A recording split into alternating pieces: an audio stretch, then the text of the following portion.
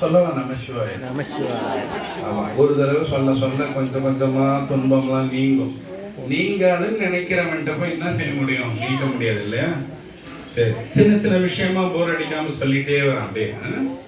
இப்ப வில்வம் இருக்குல்ல, நம்ம இந்த வில்வம் தழை வச்சு சாமிக்கு பூஜை எல்லாம் பண்றோம். போன தடவை உங்கள்கிட்ட சொன்ன மாதிரி இந்த இப்ப இருக்கிற உலகத்துல கோடீஸ்வரனா வாழறவன் முன்ன என்ன பண்ணியிருப்பான், எப்படி பண்ணியிருப்பான், எப்படி சாமியை பூஜை பண்ணியிருப்பான்னா வில்வாபிஷேகம் பண்ணியிருப்பான். இதை நான் சிவராத்திரிக்கு அன்னைக்கு நான் உங்களுக்கு சொன்னேன்.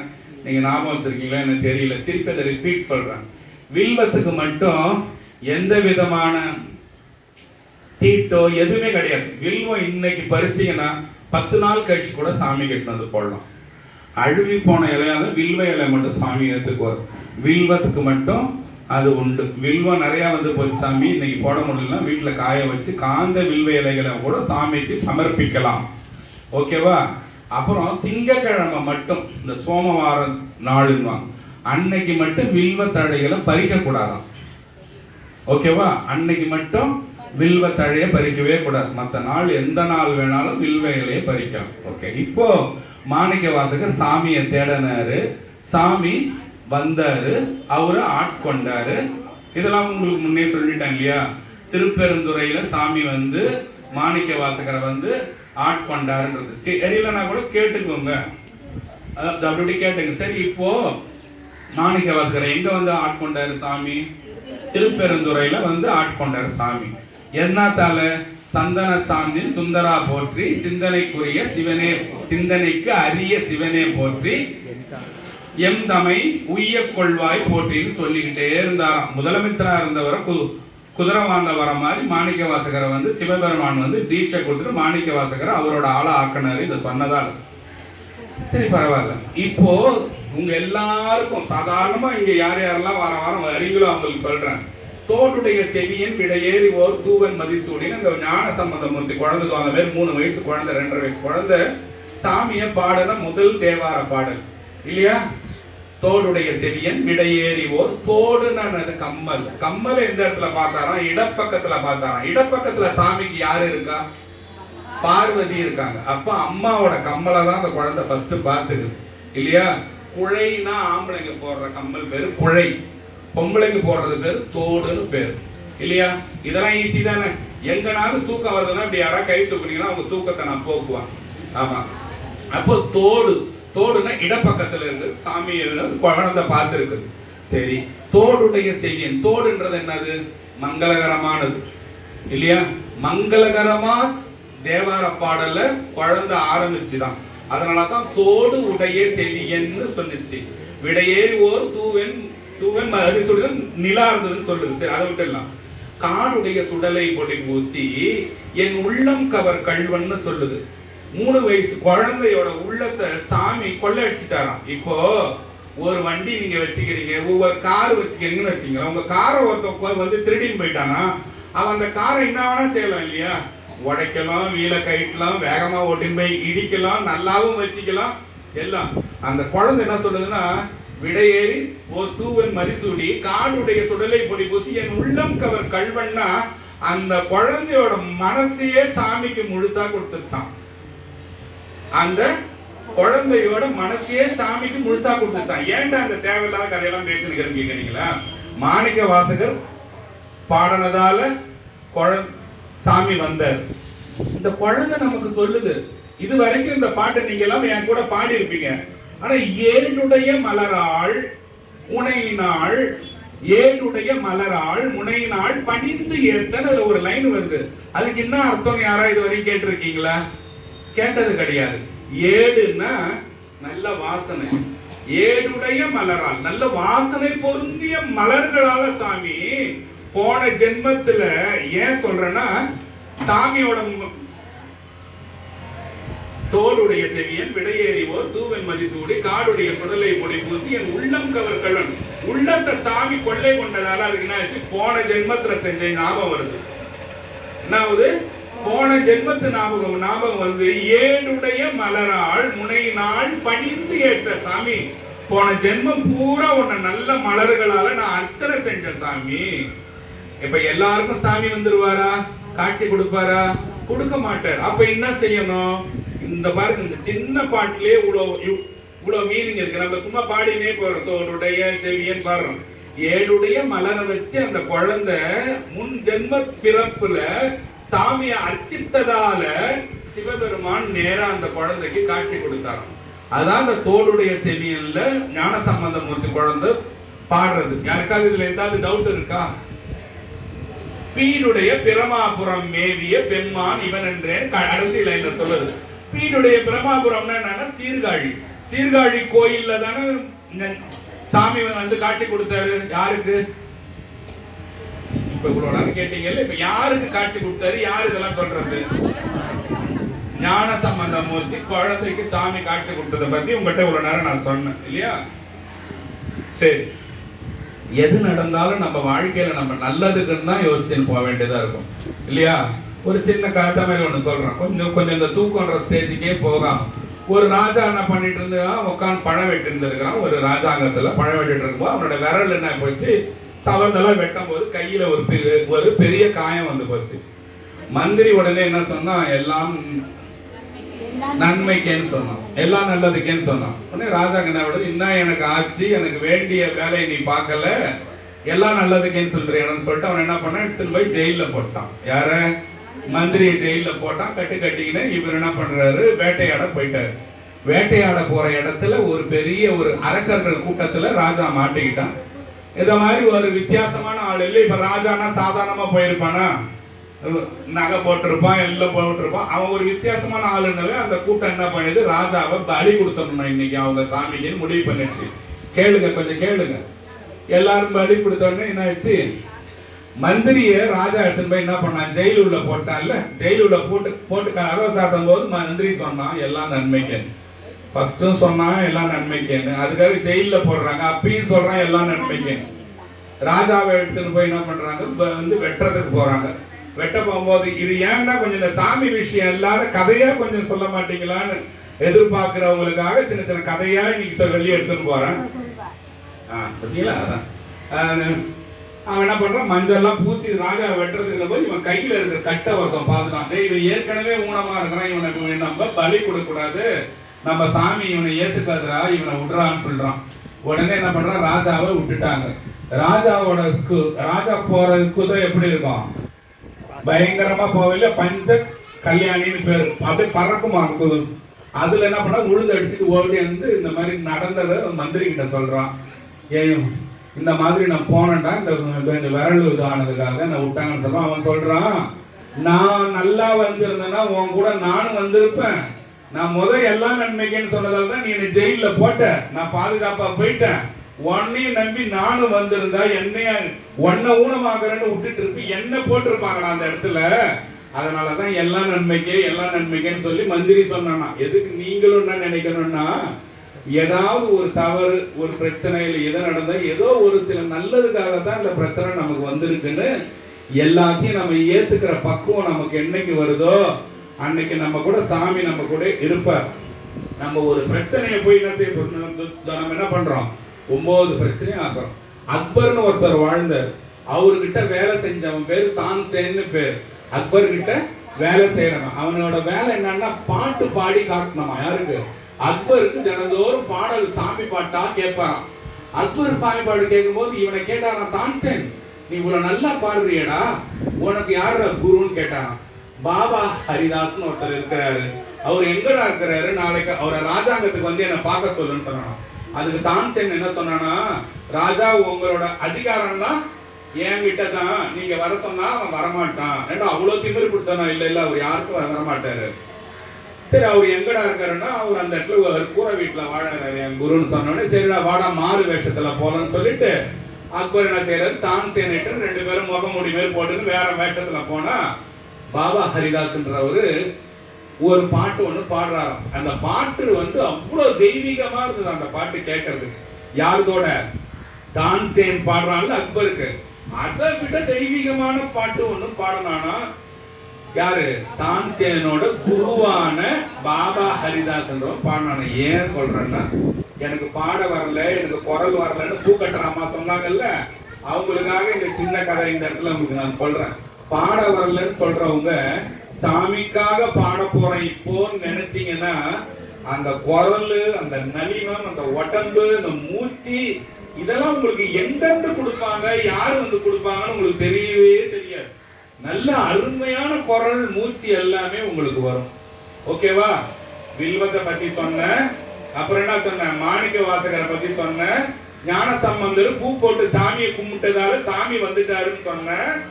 அப்புறம் பாபா ஹரிதாஸ் அக்பர் கதை பத்தி சொன்னேன். அப்புறம் என்ன சொன்னேன்?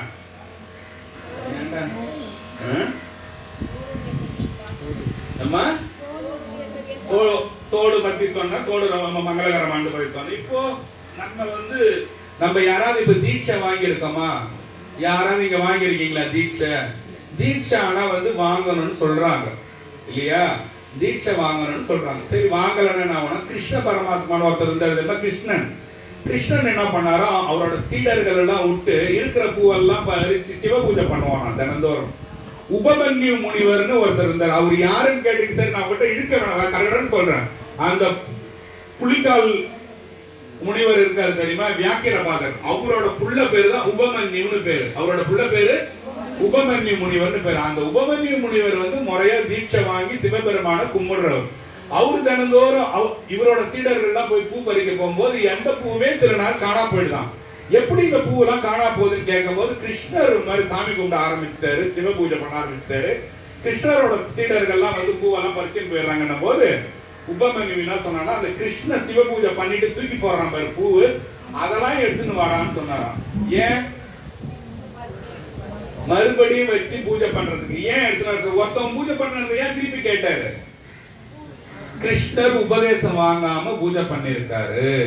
அப்ப நீங்களும் என்ன செய்யணும்னா, உபதேசம் எப்படி வாங்கணும்னா, நீங்க என்ன கேட்பீங்க? யார சாமி குருவா எடுத்துக்கிறது, எல்லாம் திருட்டு பயனாகிறானே அப்படின்னு நீங்க உங்களோட யோசனை அப்படிதான் போகும். யாரையும் குருவா எடுத்துக்க தேவையில்லை. இந்த கோயிலுக்கு இந்த சிவலிங்கத்தை பார்த்து இந்த சாமி எனக்கு நீதான் குரு, நீதான் எனக்கு கத்துக் கொடுக்கணும், உபதேசம் நீதான் எனக்கு செய்யணும். மாணிக்க வாசகர் சுவாமி என்ன உபதேசம் பண்ணாரு? பெருசா ஒண்ணும் செய்யல, சிவாய நமன் சொன்னாரு. இப்படி கூப்பிட்டு சிவாய நமன் காதுல சொன்னாரு. இதுதான் குரு உபதேசம் செய்யறது. நானும் ஒரு தவம் செய்தேன், சிவாய நம என பெற்றேன். அவர் ஒரு தவம் பண்ணி இருந்தாரா? யாரு? மாணிக்க வாசகர் தவம் பண்ணதால சிவபெருமான் சிவாய நமன் சொன்னாராம். தேனாய் என் அமுதமுமாய் தித்திக்கும் சிவபெருமான் தானே பாருங்க, தானே எனது உள்ளம் புகுந்து அடியேற்கும் அருள் செய்தான். இவருக்கு அருள் செய்தாராம். ஏவா? தவம் செய்தேன். இவர் தவம் செஞ்சாராம். என்ன சொன்னாரு? சந்தன சாந்தி சுந்தரா போற்றி, சிந்தனைக்கரிய சிவமே போற்றி, என் தம்மை உய்ய கொள்வாய் போற்றி. கொஞ்சம் என்ன கவனிச்சீங்கன்னா புரியும். அப்படியே நானே தான் பார்ப்பேன்னு சொன்னா நான் ஒண்ணுமே பண்ண முடியாது. முதல் ஸ்டாண்டர்ட்லயே இருக்க முடியாது இல்ல. கொஞ்சம் சயின்ஸ்லாம் கொஞ்சம் அதிகமா வரும், கொஞ்சம் மேக்ஸ்லாம் அதிகமா வரும். அதெல்லாம் கொஞ்சம் இழுத்து பிடிச்சி கேட்க பார்க்கணும். ஆமா, இப்போ ஏன் என்னத்தை பத்தி பேசின தெரியலீங்க.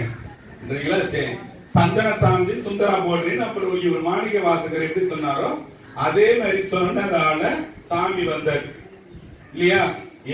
எந்த சாப்டருக்குள்ள நம்ம இருந்தோம்? தீட்சை வாங்கறத பத்தி இருந்தோம் இல்லையா? அப்போ மாணிக்க வாசகருக்கு சிவபெருமான் சிவாய நமன் காதுல சொன்னதா திருவாசகத்துல பாட்டு இருக்கு. உங்களுக்கும் எனக்கும் தீட்சை வாங்க தவிக்க கூடாதுன்னு சொல்லிதான் திருவாசகத்துல இந்த பாட்டை மாணிக்க வாசகர் கொடுத்திருக்காரு இல்லையா? அப்போ நீங்க என்ன சொன்ன, சிவாய நம மந்திரத்தை இங்க சாமி கிட்ட சொல்லி, சாமி இன்னையில இருந்து நான் தீட்சை வாங்கின மாதிரி இந்த வினாடியில இருந்து இதுக்கு மேல நீங்க கட்டுற ஒரு பூவும் இதுக்கு முன்ன போயிருக்காதுன்னு வச்சுக்கலாமே. இதுக்கு மேல நீங்க போட போற ஒரு பூ ஒரு வில்வமும் அதெல்லாம் பத்தி சொன்னீங்களே சாமி, தீட்சை வாங்காம கிருஷ்ண பரமாத்மா பூஜை பண்ணி எல்லாம் வேஸ்டா போச்சு. உபமன்யு சொல்றானா சாதாரணமா சொல்ல மாட்டான். அப்ப எல்லாம் வேஸ்டா போகுதுன்னா, இது வரைக்கும் இந்த விஷயம் தெரியாம சிவ பூஜை பண்ணவங்க, வீட்டுக்கிட்ட 4 பூ பறிச்சு போட்டவங்க கூட ஒரு நாள் சிவபெருமான் சொல்லி, நான் சாமி இன்னையில இருந்து என்னையும் தீட்சை எனக்கு வாங்க தெரியல சாமி, நீதான் எனக்கு குரு, நீதான் எனக்கு தீட்சை கொடுக்குறேன்னு 11 தடவை சிவாய நம சிவாய நம சிவாய நம சிவாய நம சிவாய நமன்னு ஒரு 11 முறை சொல்லிட்டு, இனிமே நீங்க போடுறது நீங்க பாடுறது எல்லாம் சிவபெருமான் கிட்ட போய் சேரணும் அப்படின்னா நீங்க இதை செஞ்சுதான் ஆகணும். இது ரொம்ப முக்கியமானது. எல்லாரும் இந்த கோயில் செவத்துல எழுதி வச்சுக்காங்க. இது ரொம்ப முக்கியமானது.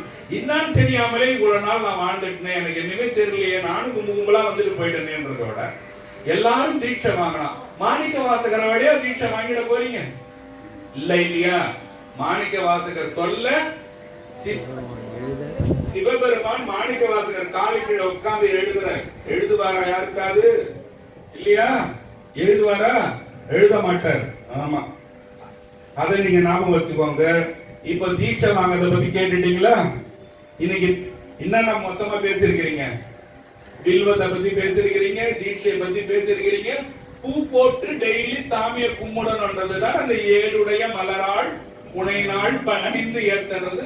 ஞானசம்பந்த மூர்த்தி குழந்தை வந்து போன ஜென்மத்துல பூ போட்டு சாமியை கும்பிட்டுதான்.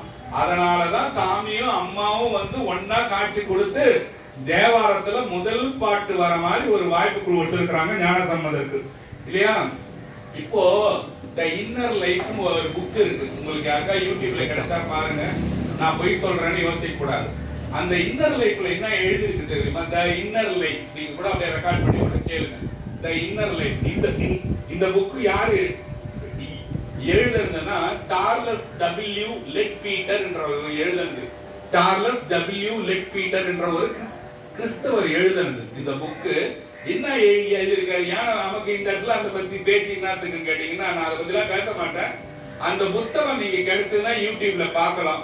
தி இன்னர் லைஃப்ல என்ன எழுதியிருக்காருன்னா, மீனாட்சி அம்மன் கோயில்னு ஒண்ணு நான் இங்க வந்து ஆங்கிலேயர் ஆட்சியில ரொம்ப ஃபேமஸா இருந்தது ஒரு கோயில் மதுரையில. அந்த கோயிலுக்கு எல்லாரும் போற மாதிரி நானும் போனேன். ஒரு குங்குமம் ஒண்ணு கொடுத்தாங்க மீனாட்சி அம்மன். அதை வாங்கி என் நெத்தியில வச்சேன். அதை நெத்தியில வைக்கிறது எனக்கு எப்படின்னு தெரியல. கேளுங்க, நீங்க இந்த புக்கை படிச்சா உங்களுக்கு தெரியும். அதை நெத்தியில எல்லாம் வைக்கிறான், வச்சு அப்படின்றான். எனக்கு என்னன்னே புரியல. முறைச்சு அவங்கள பார்த்தேன். அதை வச்சதான் அவனுக்கு பரவசமா ஆயிடுறானுங்க, ஒரு மாதிரி ஆயிடுறானுங்க. விபூதியை எனக்கு எப்படி வைக்கணும்னு எனக்கு தெரியல. அந்த மீனாட்சி அம்மன் கோயிலுக்கு போய் எல்லாத்தையும் ஒரு பேப்பர்ல மடிச்சு வாங்கிக்கிட்டேன். வாங்கிட்டு போய் அந்த குங்குமத்தை ஆராய்ச்சி பண்ணி பார்த்தா அதுல ஒரு சில காந்த அதிர்வு சக்தி இருந்ததுன்னு எழுதிருக்கான். சில மேக்னெட்டிக் போர்ஸ் வாங்க காந்த சக்தி இருந்ததுன்னு சொல்லி எழுதிருக்கான். மீனாட்சி அம்மன் கிட்ட அதை வச்சு குங்குமத்தை தர்றதால அதுல ஒரு காந்த அதிர்வு சக்தி இருக்குதுன்னு சொல்லிட்டு அதோட விட்டு இன்னர் லைஃப் அந்த புக்கு பேரு, இல்லையா? நீங்க அந்த புக்கை எடுத்து பார்க்கலாம். அந்த புக்ல இந்த மாதிரி எழுதி இருக்குது. அது மட்டும் இல்லாம ஒரு 2-3 வருஷம் கழிச்சு அதே குங்குமத்தை எடுத்து அதே ஆராய்ச்சி பண்ணி பார்த்தா அப்படியே அப்ப இருந்த காந்த சக்தி கடைசி வரைக்கும் இருக்கிறான். இத உணர்ந்து ஒரு கிறிஸ்தவன் வந்து எழுதியிருக்கான். அவன் பேர் என்னது? Charles W leg Peter. Good. Leg Peter என்றவர் எழுதுறது. நீங்க நான் இந்த பேசுற யூடியூப்ல வந்தா கூட உங்களுக்கு டவுட்டா இருந்தா அந்த புக் எடுத்து வச்சு இது இருக்குதான்னு பார்த்தா சத்தியமா இருக்கும். ஆமா, நான் எதையும் பார்க்காம வந்து பேச மாட்டேன். ஓகேவா? நாகப்பட்டினம் இங்க ஒரு ஊர் ஒண்ணு இருக்கு இல்லையா? மீனவர்கள் ஜாஸ்தியா வாழற இடம். நுழைப்பாடி அங்க ஒரு ஊர் இருக்கு. நீங்க இப்ப கூட பாத்தீங்கன்னா நாகப்பட்டினத்துக்கு போனீங்கன்னா நுழைப்பாடி அங்க வந்து ஒரு நாயன்மார் ஒருத்தர் இருந்தார். அவர் பேர் என்ன தெரியுமா? அதிபத்த நாயனார். என்ன நாயனார்? அதிபத்த நாயனார். இவர் நல்லா வாட்ட சாட்டமா நல்லா இளமையா சிவபெருமானே கதின்னு சொல்லிட்டு வாழ்ந்த ஒரு நாயன்மார். என்ன செய்வாருன்னா தினந்தோறும் முதல் மீன் எது மாட்டுதோ அதை சிவபெருமானுக்கு தூக்கி போடுறார். சிவார்ப்பணம் தூக்கி போட்டுருவாங்க. முதல் மீன் மாற்ற மீன் எல்லாம் முதல் மீன் இந்த மாதிரி போட்டுக்கிட்டே இருந்தார். நல்லா வசதியா வாழ்ந்தாரு. கொஞ்சம் கொஞ்சமா நம்ம சாமி என்ன செய்வாரு? வைராக்கியத்தை பார்ப்பாரு. நீங்க எல்லா சூழ்நிலையிலும் இப்படிதான் இருக்கிறியா இல்ல சாமியை வித்துறியான்னு பார்ப்பாரு.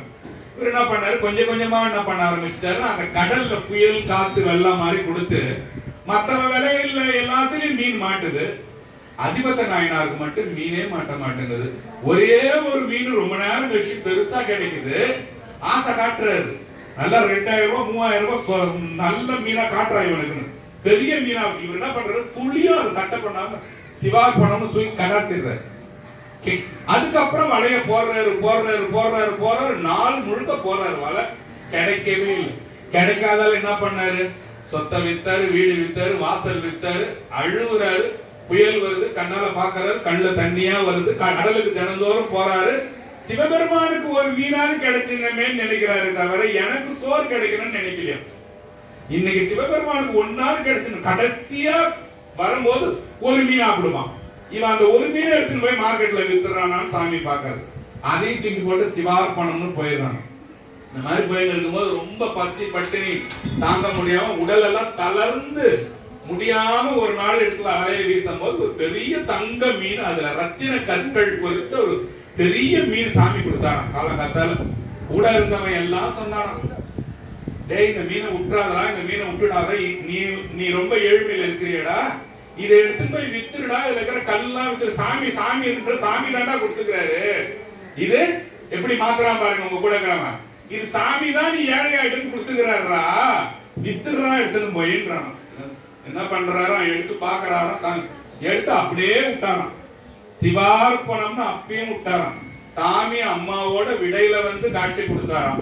இது அதிபத்த நாயனார், நாகப்பட்டினம். ஊர் பேர் என்ன சொன்ன? நுழைப்பாடி. சூப்பர். இதெல்லாம் ஞாபகம் வச்சுக்கணும்.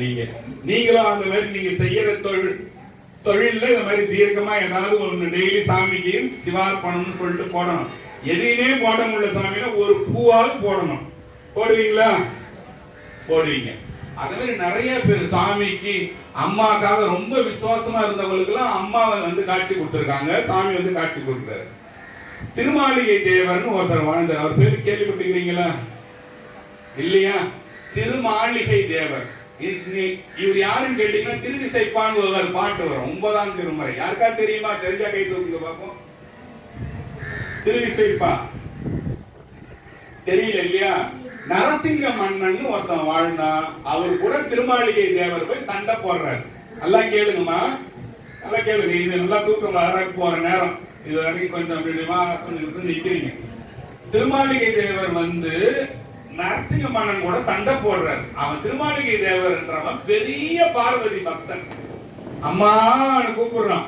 எங்க அவனால முடியல போறது, தோக்க போறான். அம்மா அம்மான்னு கூப்பிடுறான். எங்க போர்க்காலத்துல இருந்து கூப்பிடுறான். யார கூப்பிடுறான்னா ஒப்பிலாமுலை அம்மன் இருக்கிறாங்க. எந்த சாமி இருக்கிறாங்கன்னு கேட்டீங்கன்னா திருவாவடுதுறை இருக்கிறாங்க. திருவாவடுதுறை, திரு ஆவடுதுறை, இப்ப அதை ஆடுதுறைன்னு கூப்பிடுறாங்க. அந்த ஊரை திருவாவடுதுறைன்னு பேர். திருவாவடுதுறையில் இருக்கிற அம்மாவை கூப்பிடுறான். அம்மான்னு கூப்பிட்ட உடனே அம்மா என்ன செய்யறாங்க, அந்த திருவாவடுதுறை கோயிலுக்கு போனீங்கன்னா அந்த கோயிலோட காம்பவுண்ட் செவுர்ல இருந்த நந்தி எல்லாம் காணா போச்சு. நல்லா கேளுங்க அம்மா, கேளுங்க.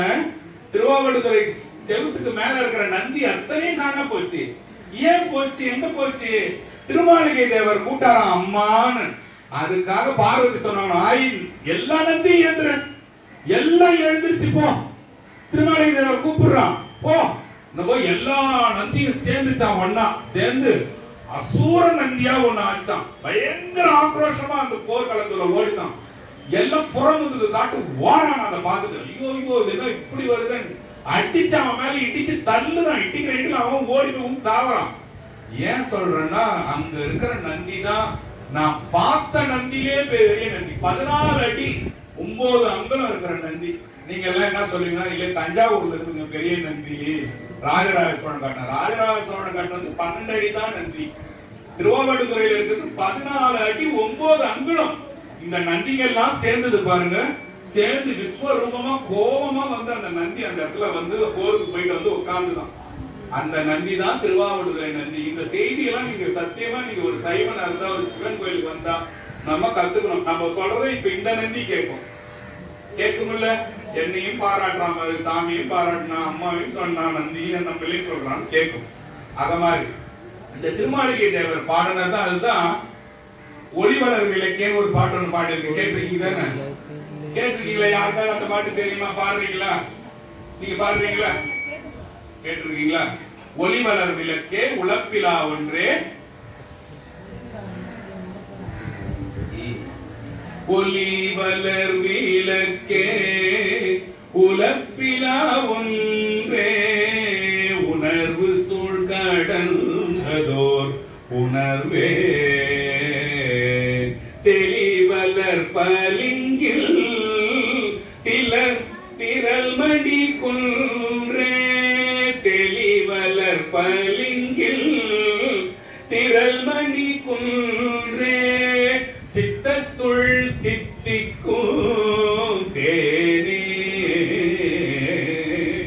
அலிவலர் உள்ளத்து ஆனந்த கணியே அம்பலம் மாடரங்காக வெளிவலர் தெய்வ குத்துகந்தாயை தொண்டனே விளம்புமாறு விளம்பே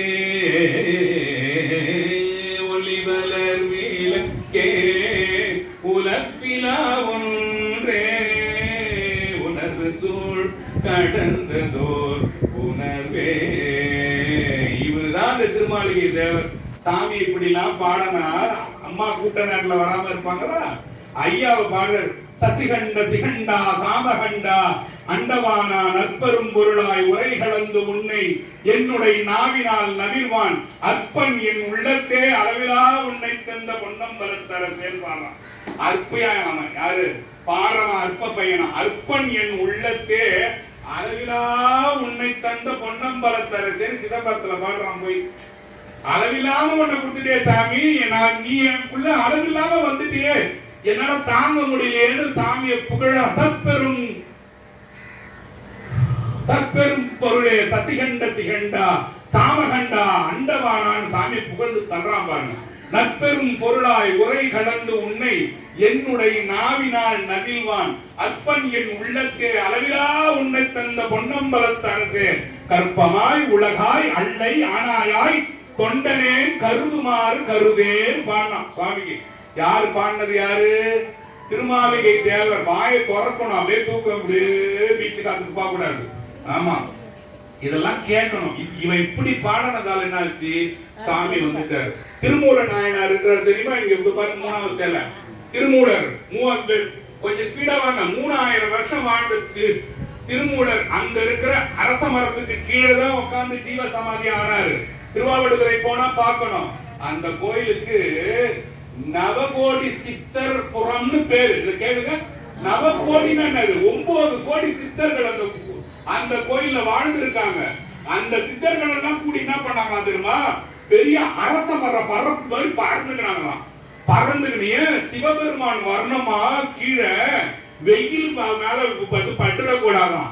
சித்தர்கள்லாம் சேர்ந்து 9 கோடி பேர் சேர்ந்து அரச மரமா படர்ந்து விரிஞ்சிருந்தா. சுவாமிக்கு சந்தோஷம் தாங்க முடியாம வந்த உடனே ஆட்டம் ஆட ஆரம்பிக்கிறாராம். அந்த சாமி பேர் என்ன தெரியுமா? மாசிலாமணி ஈஸ்வர்னு பேர். அந்த சாமி பேர் என்னது? மாசிலாமணி ஈஸ்வர்னு பேர். இன்னொரு பேர் இருக்கு, கோமுக்தீஸ்வரர்னு பேரு. கோன்னா பசுமாடு, முக்தீஸ்வரர் பசுமாடு. பார்வதி சாபத்தால மேலத்து கீழே வந்து ஒரு பசுமாடா நின்னு அவங்களே பால் சுரக்க ஆரம்பிச்சாங்க. லிங்கத்து மேல தினந்தோறும் பாலாபிஷேகம் பண்ணி கோ வந்துதான். கோன்ற பசுமாடு வந்தா முக்தி கிடைச்சா. யாருக்கு? பார்வதிக்கு முக்தி கொடுத்த ஈஸ்வரர். அதனால கோமுக்தி ஈஸ்வரர் அவர் பேரு. ஓகேவா? ஞானசம்பந்த மூர்த்தி இந்த கோயில்ல பாடுறது யாருக்காவது ஏதாவது ஒரு பாட்டு ஞாபகம் இருக்கா? சாமி திறந்துட்டாங்க, இன்னொரு 5 நிமிஷம் தாண்டா எதையாவது சொல்லிட்டு போய் கொரோனா ஸ்பீடா ஏன்டா அதெல்லாம் கேட்டு உட்காந்துக்கிறேன்றீங்களா? ஞானசம்பந்த பாடுறது ரொம்ப ஈஸி. கொஞ்சம் ட்ரை பண்ணலாமா? தெரியலையா?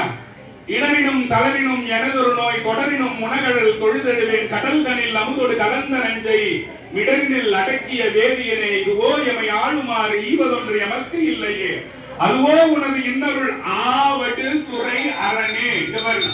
அதுவோ உனது இன்னருள் ஆவடு துறை அரணே. திருவாவடுதுறை ஆவடுதுறை.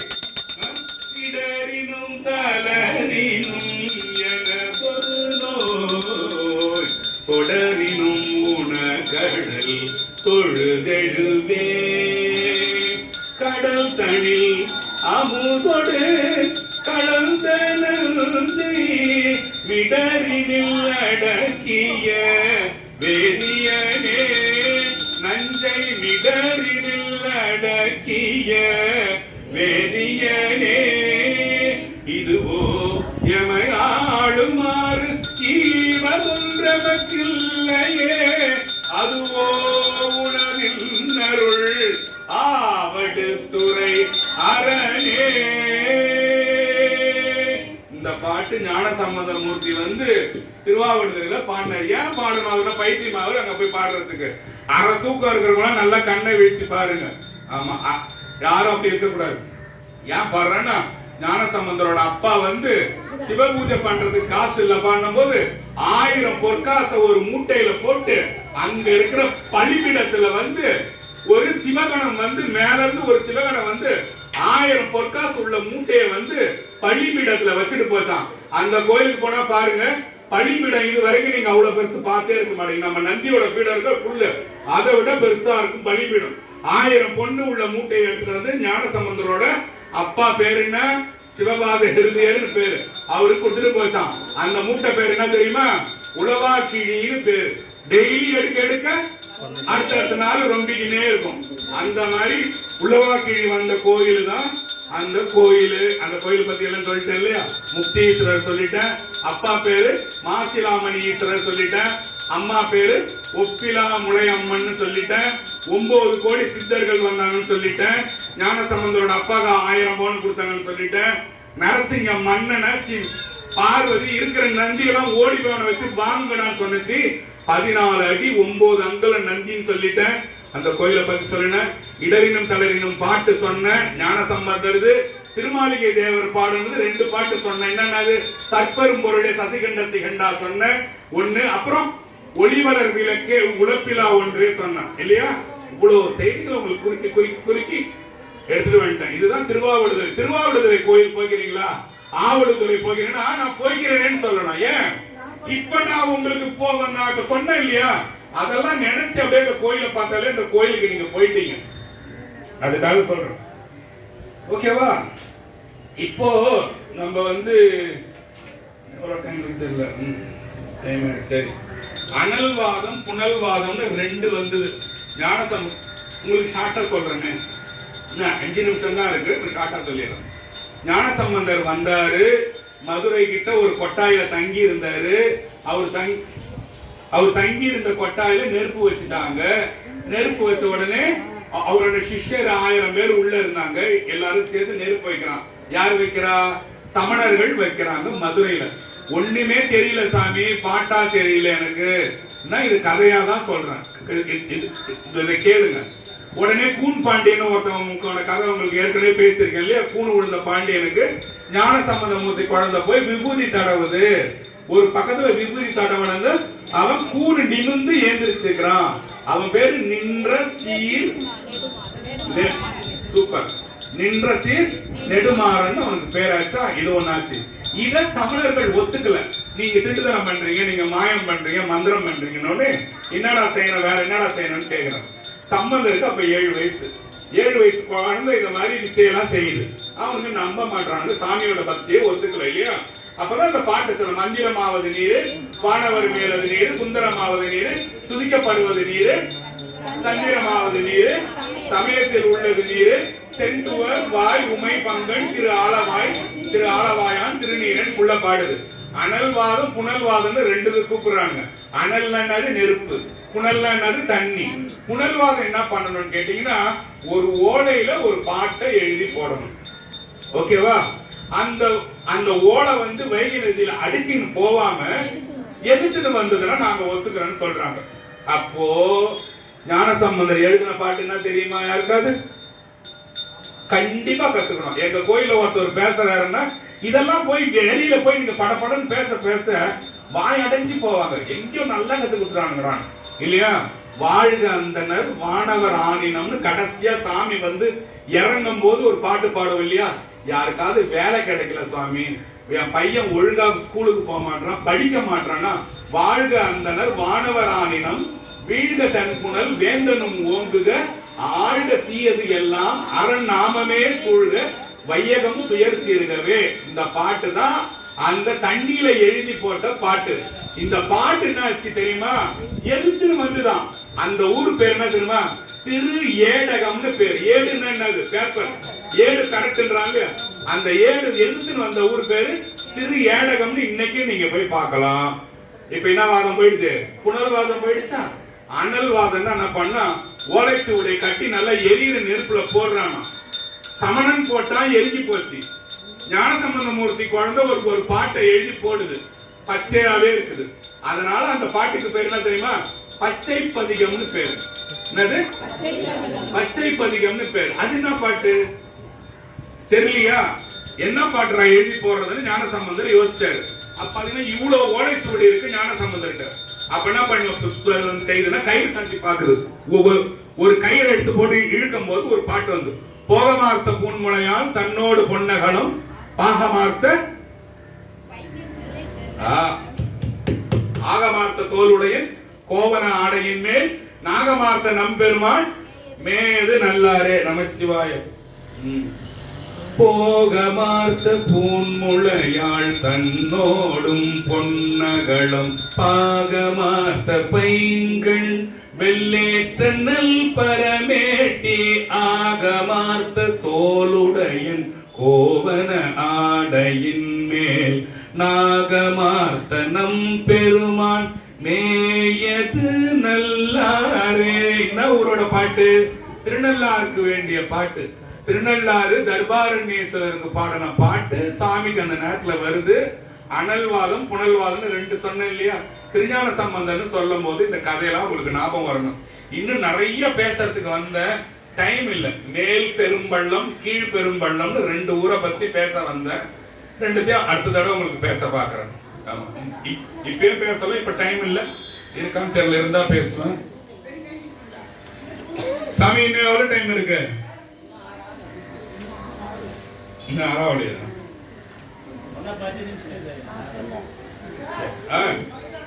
ரெண்டு நிமிஷம் சாமி இருங்க. சரி, ஒரு சின்னோடு ஒரு கதை மட்டும் சொல்லிட்டு போயிடுறேன். மேல் பெரும்பள்ளம்னு ஒரு ஊர் இருக்குது.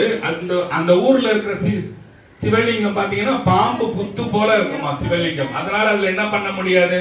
அம்மா அப்புறமா பேசலாமா? என்ன செய்ய முடியாது? அபிஷேகம் செய்ய முடியாது இல்லையா? புத்து மாதிரி மண் இருந்தா எப்படி அபிஷேகம் செய்வீங்க? செய்ய முடியாது இல்லையா? அதுக்கு மேல ஒரு செப்பு குடம் ஒண்ணு மாதிரி செப்பு தவளை ஒண்ணு போத்தி அதுலதான் சாமிக்கு அபிஷேகம் பண்ணுவாங்க. அந்த மாதிரி அபிஷேகம் பண்ணிட்டு இருக்கும் போது அந்த ஊர்ல ஒரு ராஜா ஒருத்தர் வந்து வாழ்ந்தார். தட்சண மகாராஜான்னு பேரு. தட்சண மகாராஜான்னு பேரு. அவன் என்ன பண்ணா, அவன் வீட்டுக்காரர் மேல ஓயாவது சந்தேகம் பிடிச்சவன். எப்ப பார்த்தாலும் சந்தேகப்பட்டுனே இருப்பானா. யார் வந்தா, இப்போ யார் போனா, நீ எங்க போற, நீ எங்க நிக்கிற, எங்க உட்காரன்னு சந்தேகம் பிடிப்பானா. இவன் ஒரு நாள் வந்து என்ன செய்யறான், வேட்டைக்கு போறான். வேட்டைக்கு போன இடத்துல இவனுக்கு திடீர்னு என்ன நினைப்புச்சுன்னா, வீட்டுக்காரி நினைப்பு வந்து போச்சு. ஐயோ நம்ம வேட்டைக்கு இப்படி வந்துட்டோமே, இவன் என்ன செய்யறான்னு சொல்லிட்டு என்ன பண்ணிட்டு அவனை சோதனை பண்ண நின்றுட்டு உடனே மந்திரியை கூப்பிட்டு போயிட்டு இந்த மாதிரி நான் வந்து இறந்துட்டேன்னு போய் வீட்டுல சொல்றேன், அவங்க என்ன பண்றாங்கன்னு பாப்போம்னு சொல்லிட்டு புலி அடிச்சு ராஜா இறந்துட்டாரு. புலி அடிச்சு ராஜா இறந்துட்டாரு சொல்லும்போது அந்த அம்மா என்ன பண்ணாங்க, உத்தமின்றதால அப்படியே மாரடிச்சு கீழே ஒன்று செத்து போயிட்டாங்க. ராணி அப்படியே செத்துட்டாங்க. இவன் நம்ம மேல டவுட் பண்ணிக்கிறான், இந்த மாதிரி ஆளை விட்டு செத்தே போயிட்டானடா அவன் சொல்லிட்டு இவனும் நம்ம கிட்ட ஒழுங்கா இல்ல, ஃபுல்லா டவுட் பண்ணா செத்துட்டாங்க. ஆமா சரி, இப்ப செத்தவன என்ன ஆகி போச்சுன்னா இவனுக்கு வந்து பிரம்மஹத்தி தோஷம் வந்து போச்சு. யாருக்கு? ராஜாக்கு. தேவையில்லாம ஒரு பைய சொல்லி ஒரு பொண்ணோட உயிரை வேட்டையாடி விட்டான். எங்கேயோ வேட்டைக்கு போனவன் இங்க வேட்டையாடி விட்டான். வேட்டையானது பிரம்மஹத்தி தோஷம் வந்ததுன்னு சாமிக்கு இவன் என்ன பண்றான், ராஜா போய் சாமிகிட்ட கேட்கறான், ஐயா எனக்கு இது மாதிரி ஏதாவது ஒரு விமோசனம் சொல்லுங்களேன். பிரம்மஹத்தி தோஷம்னா எப்படி தெரியுமா? நீங்க எப்படி இங்க உட்காந்து நான் பேசுறத கேட்காம போறீங்க, அதே போல தோஷம் அது. எப்படின்னா ராஜா அங்கத்துல உட்காந்து இருப்பான். ராஜா அது மாதிரி நான் வந்து நான் பாடு உட்காந்துருப்பேன், நான் பாடு கோந்த அடிச்ச மாதிரி நான் பாடு உட்காந்துருப்பான். அதுக்கு பிரம்மஹத்தி தோஷம். அதை வச்சு ஒரு ராஜா எப்படி வாழ முடியும்? வாழ முடியாது இல்லையா? அதனால என்ன பண்றா, வேண்டி கேட்கும் போது ஒரு ஆசிரியர் வாக்கு அவன் சொல்லுது, டேய் நீ வந்து சஹஸ்ர போஜனம் போடணும்டா. சஹஸ்ரன்னா என்ன தெரியுமா? 1000ன்னு அர்த்தம். சஹஸ்ர லிங்கம்னு இருக்கும். ஒரு லிங்கத்துக்குள்ளே 1000 லிங்கம் அடிச்சிருக்கு. எல்லா கோயிலையும் பார்த்திருப்பீங்க. சஹஸ்ர போஜனம் போடுறான். போடுற சரி சாமி போடுறேன், டெய்லி போடுறேன்னு போடுறான். வடிச்சு கொட்டுறான் டெய்லியும். நான் கொஞ்சம் ஸ்பீடா போறேன். ஒரு நாவு இல்லாத மணி ஒண்ணு கட்டு. இந்த நாக்கே இல்லாத மணி. அந்த நாக்கு இல்லாத மணி எப்ப பெல்லு டங்கு டங்கு டங்குன்னு அடிக்குதோ அப்பதாண்டா உன்னோட தோஷம் போகும்னு சொல்லிட்டாங்க. இது எந்த கோயில்ல? மேல பெரும்பள்ளம் என்ற கோயில்ல உள்ள கதை. ஒரு நாள் எல்லாருக்கும் சோறு வச்சு பட்டின இருக்கும்போது பட்டினத்த சுவாமியில திருவிடை மருதூர் கோயில்ல இருந்து ஏஞ்சி வர, பசி தாங்க முடியலன்னு வர. வந்து ஐயான்னு வந்து பிச்சை கேட்கிறாரு. அவன் சாப்பாடு பண்றான் பண்ண, ஏன்பா இப்பதான் சோறே அவரு கோப்பா போயிட்டு கொஞ்ச நேரம் கழிச்சு வைப்பான். பசி என்னால தாங்கவே முடியலப்பா, பசி தாங்கவே முடியல. அதுக்குள்ள இந்த 1000 பேர் சாப்பாடுறவன் எல்லாம் வெளியே நின்று இருக்கிறான். ஏகப்பட்ட பேர் நிக்கிறான். அவன் கேட்கறான், ஏன்டா அம்மா பேர் நிக்கிறாங்க, என்னடா அர்ஜென்ட், எனக்கு பசி தாங்கவே முடியல சாமி, என்னால முடியல. கேட்கிறவர் யாரு? பட்டினத்து சுவாமி கேட்கிறாரு. பட்டினத்து சுவாமின்றாவது அவனுக்கு தெரியல. தெரியாம என்ன பண்றாரு இவர், என்ன பண்றாரு, அந்த பக்கமா போய் அந்த சாப்பாடை வடிச்சு ஊத்துனா பாருங்க கஞ்சி. அந்த கஞ்சி சாக்கடையில வழிஞ்சு போச்சான். பசியோட கொடுமை. கஞ்ச வாரி வாரி வாரி குடிச்சாராம். டங்கு டங்கு டங்கு டங்குன்னு அடிச்சுட்டான் அந்த நாவில்லாத மணி. ராஜா வந்து பார்த்தானா, ஓடுறானா, ஐயோ ஒண்ணு போச்சேன்னு குதிரை எடுத்துன்னு ஓடிறானா. அடிச்சு போச்சுன்னா 1000 பேர் வெளியே நிக்கிறானா.